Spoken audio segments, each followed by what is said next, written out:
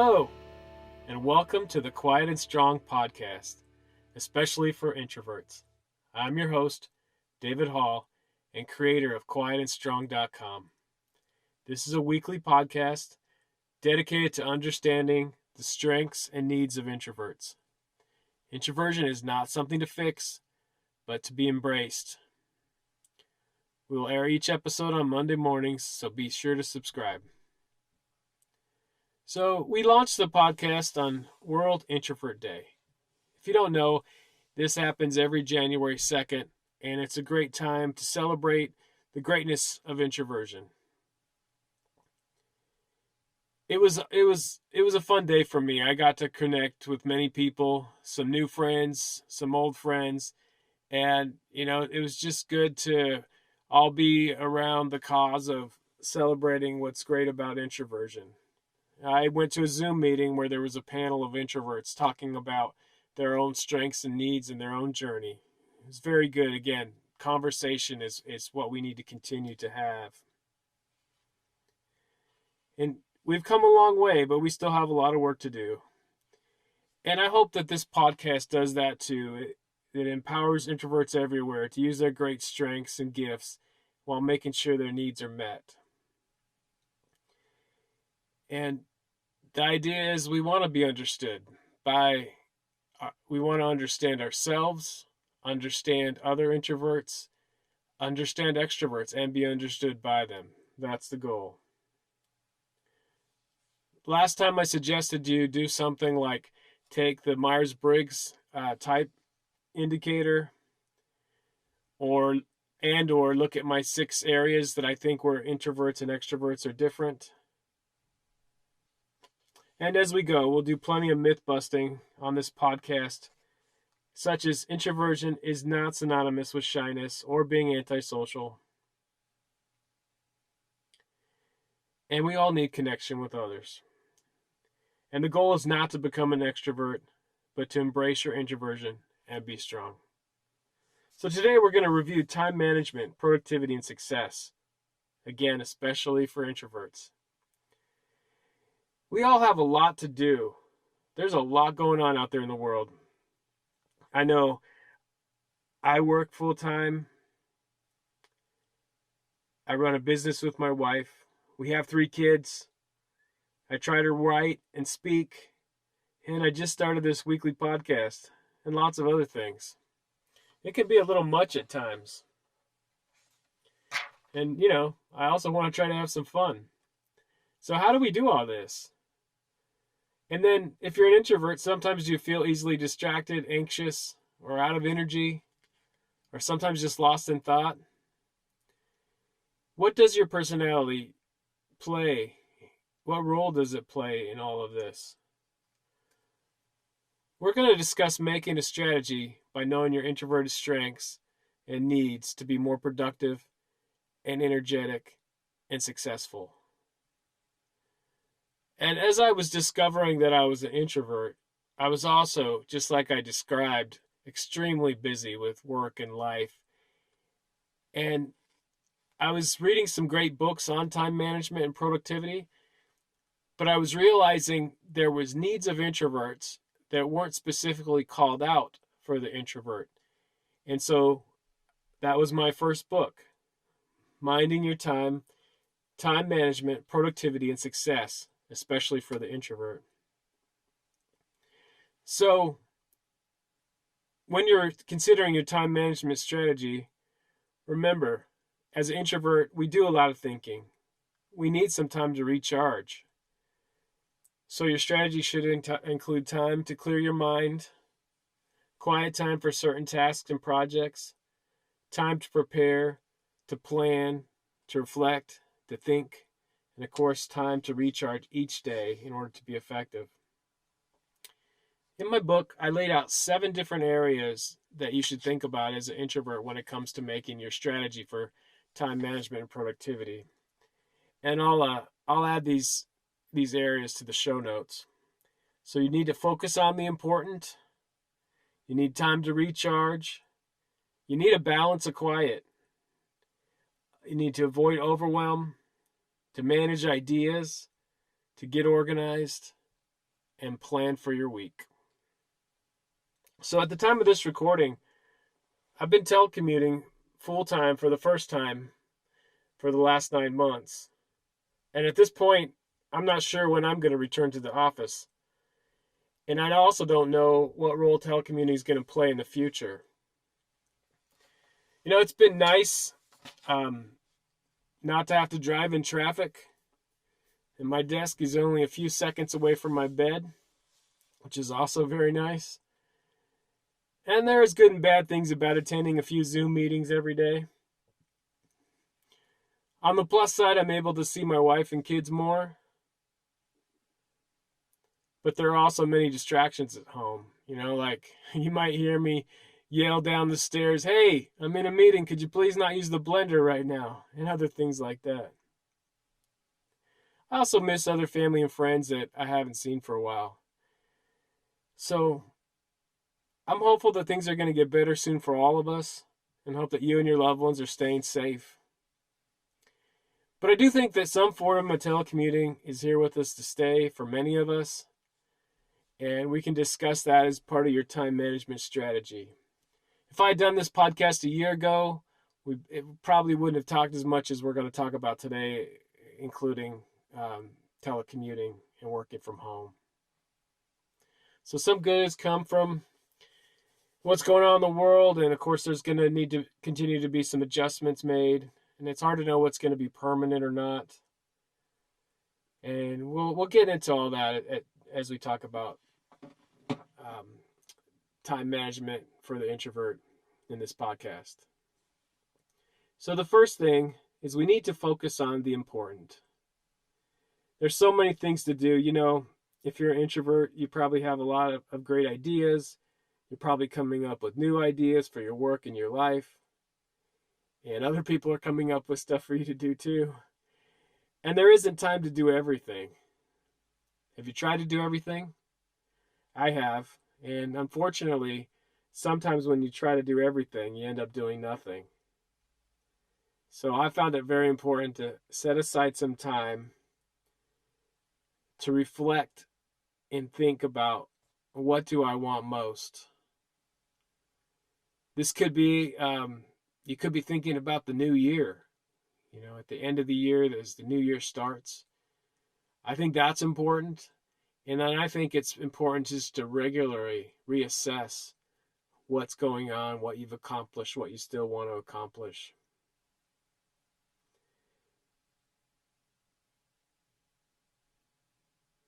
Think about what's so important to me with my family, with my kids, my work, my health, my finances, and with my faith. What are things that I really want to accomplish?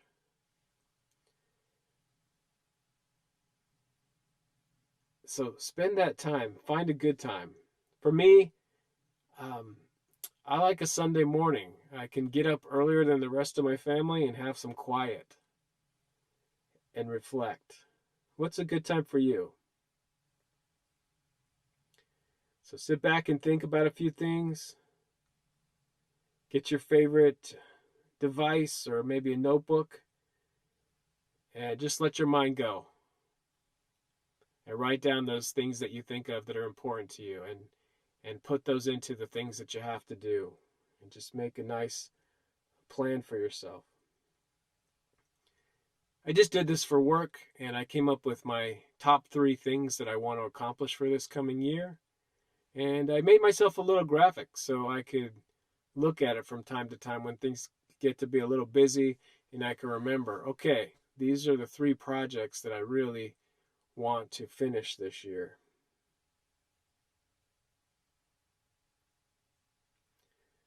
Also, it's really important to take some time to recharge.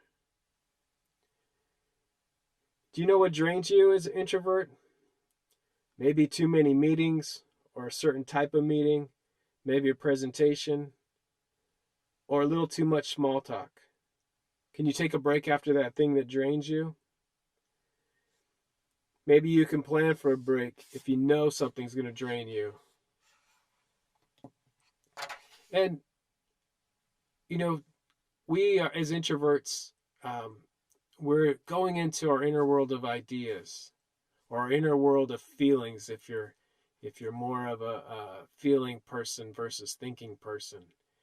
And if you're not able to do that, I think that's really what's draining. When you're not able to do your natural um, focus on your inner world like you naturally do, that's when you might need some time to recharge. Hopefully, you can make breaks where you need them. That's the ideal situation. But of course, the ideal doesn't always work out. And sometimes when I'm really busy, it may be I'm still working, but I can just step away and be alone for a minute, and that's can be recharging. Or maybe, when I was in the office and going to meetings, sometimes the walk in between meetings was recharging. So hopefully you can plan for that. We all have different abilities to control our schedule, but hopefully you can work that in. And sometimes things you really enjoy can be draining. Um, I love giving presentations like this. I feel like I have something to share, and it's a good time for me. But when I'm done, I am ready to take a break, and it's something I enjoy, but I need some downtime afterward, and that's something that's important to know. What drains you, and what kind of downtime do you need, and what works in that downtime? Is it just doing nothing and just relaxing for a minute, or is it maybe listening to music, or you know doing some doodling, or taking a walk? What is it that recharges you? When I was in the office, I probably didn't take as many official breaks as I do now. Right now, I'm sitting in the same chair all day. I have a lot of virtual meetings, and so I don't get up a lot. And I need to really remind myself to get up and stretch and move around. And even when I'm done with work, I might still have some other things to work on for this podcast or for other things. And I might still be sitting in that very same chair. So it is important to regularly, get up, stretch, take a little walk, and that's part of my recharge right now. Another thing on my recharge, I'm realizing how much I depended on my drive to and from work as recharge time. It was a time where, I could be by myself. I could let my mind go, um, let my mind wander, and enjoy the drive home. And then when I got home, hang out with my family. What I found working from home is I don't have that drive home, which is nice. It's nice to not to be in traffic. But I still, even though I'm home already, I still need a little recharge time. I need to separate from work. I move from my desk down the hall to my bedroom. I have a recliner in my bedroom, and that's where I recharge. And it's funny. I joke with my wife, and she knows she's a fellow introvert, so she knows, hey, David just needs a little bit of time, And I say I'm driving home from work now, and she knows what that means. That I'm going to take a break and maybe watch TV or play a game on my phone or just chill, listen to something. And then I'm ready to hang out with the family again. But sometimes I need a space between work and not. And, it's not good or bad. You just need to know that about yourself. So even if you're working from home, you might need a little recharge.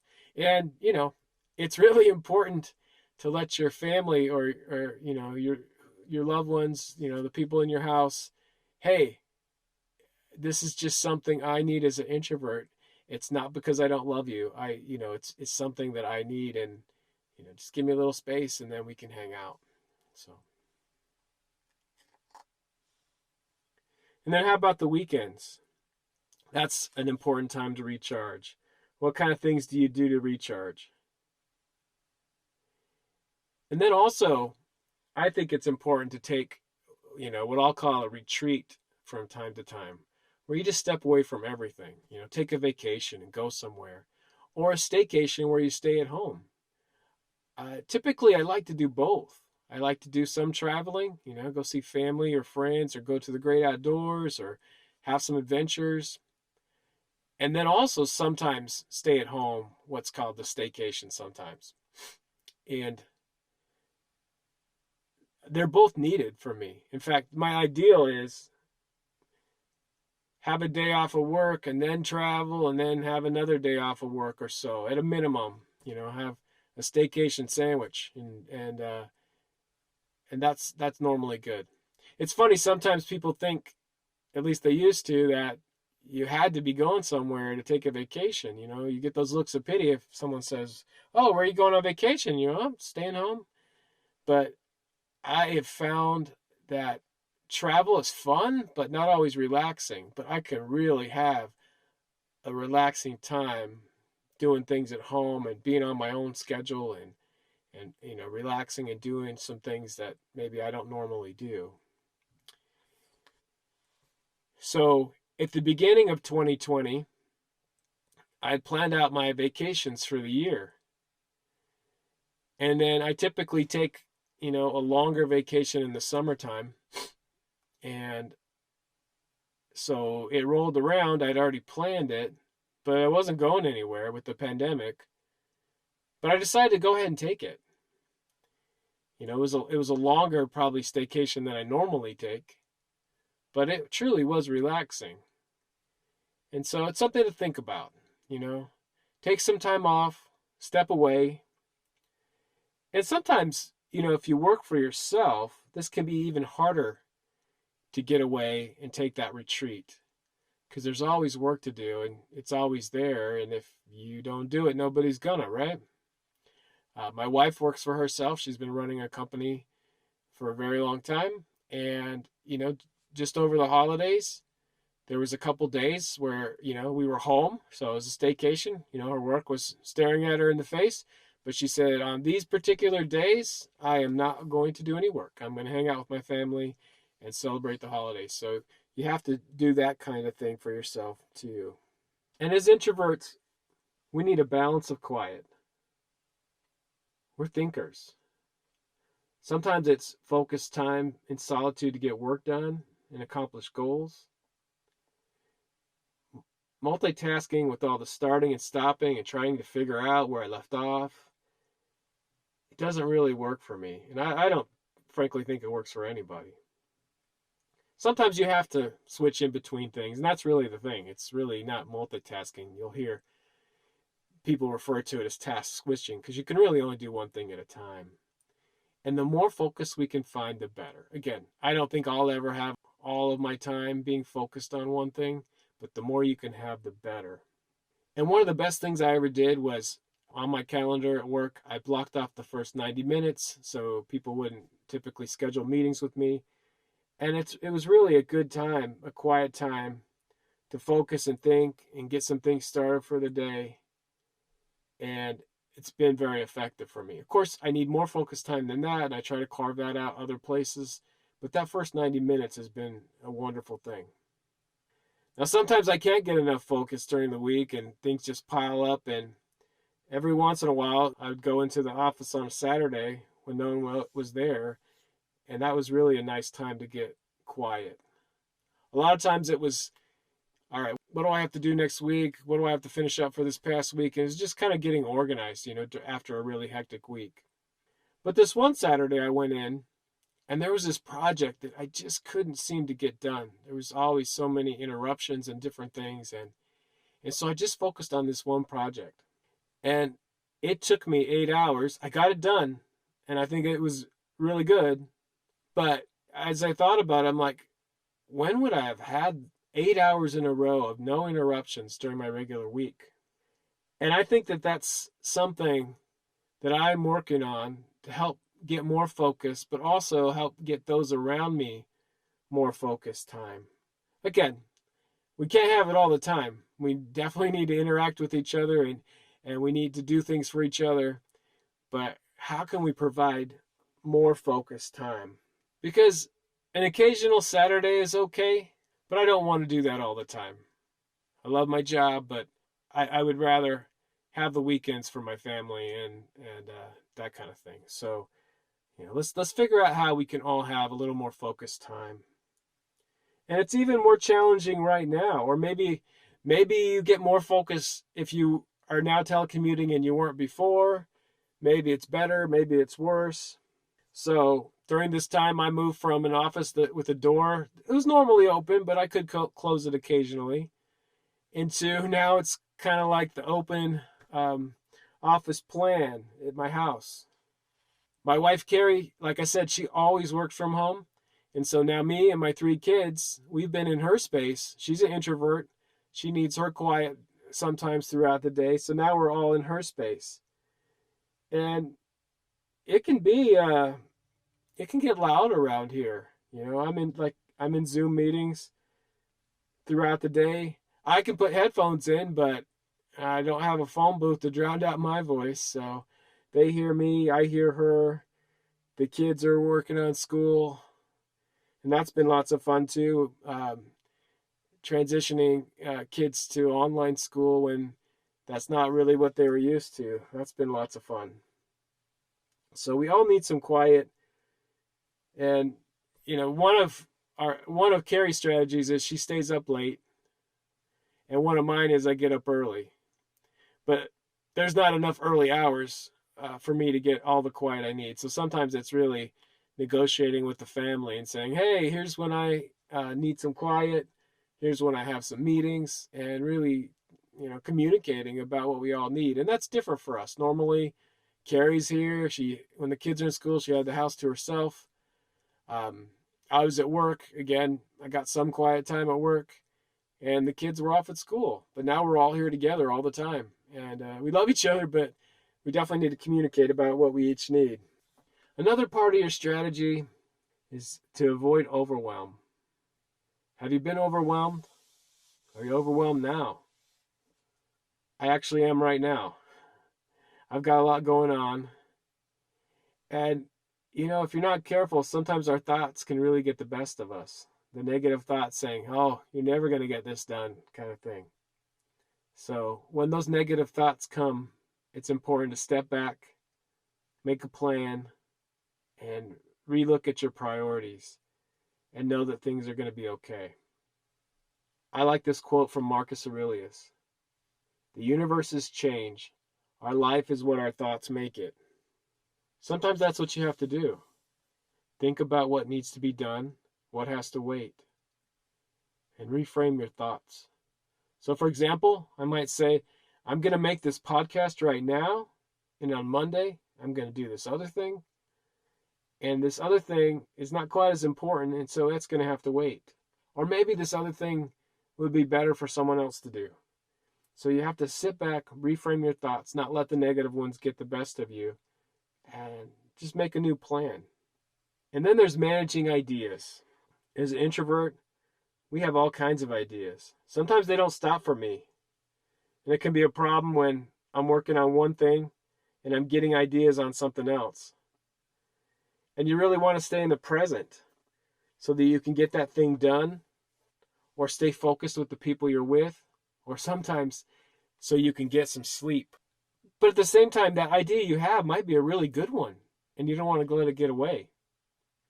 So maybe you have a pad of paper handy, and you write that thing down, so it's off your mind, and you can stay focused on the present, and then you can get back to it later. Or I always have my phone, and so my phone is a great way to capture ideas. There's lots of great apps out there.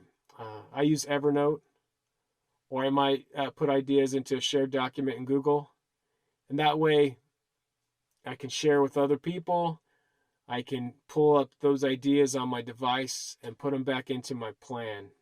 Sometimes when I'm driving, and again, right now I'm not doing a ton of driving, but sometimes when I'm driving, I have a great idea, and I might call myself hands-free and just leave myself a message, and then I can get to it later.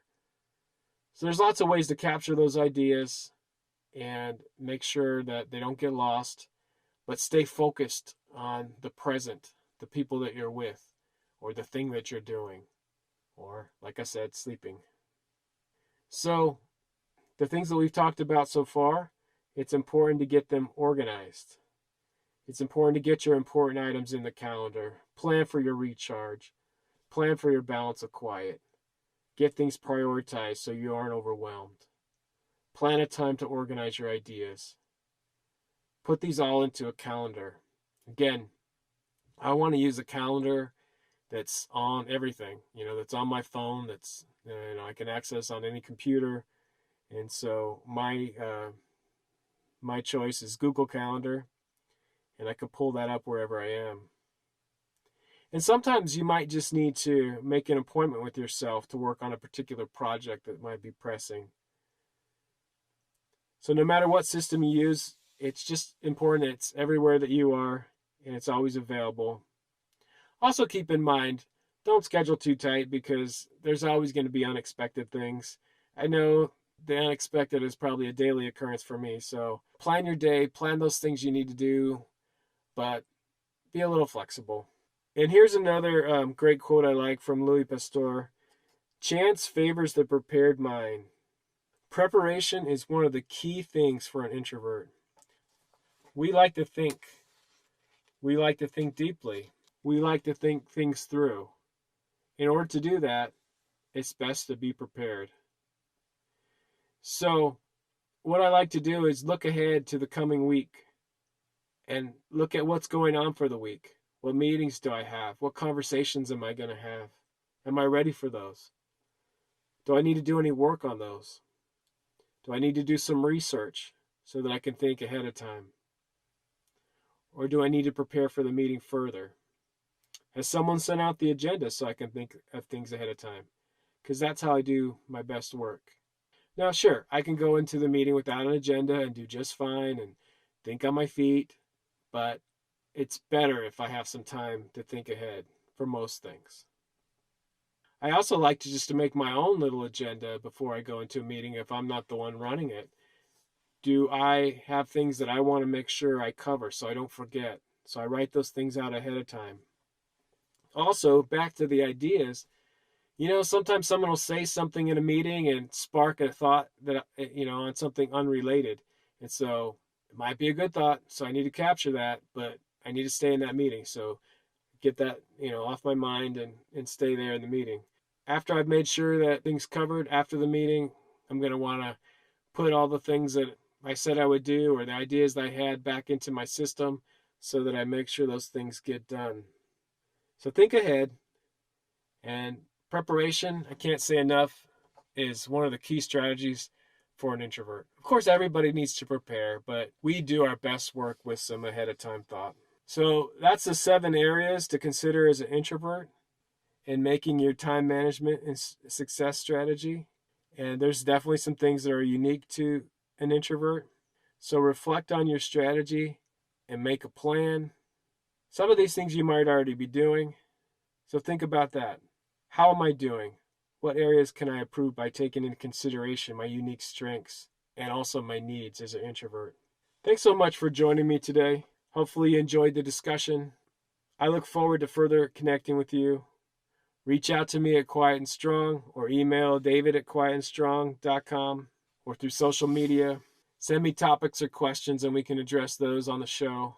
There are so many great things about being an introvert, and so we need those things to be understood by all. On the podcast, sometimes it'll just be me, and then sometimes we'll have some great guests. So much great work is out there in books, blogs, podcasts, and videos, and we need to keep these conversations going. And that's where we learn the most, is talking about our strengths and our differences. So get to know your introverted strengths and needs and be strong.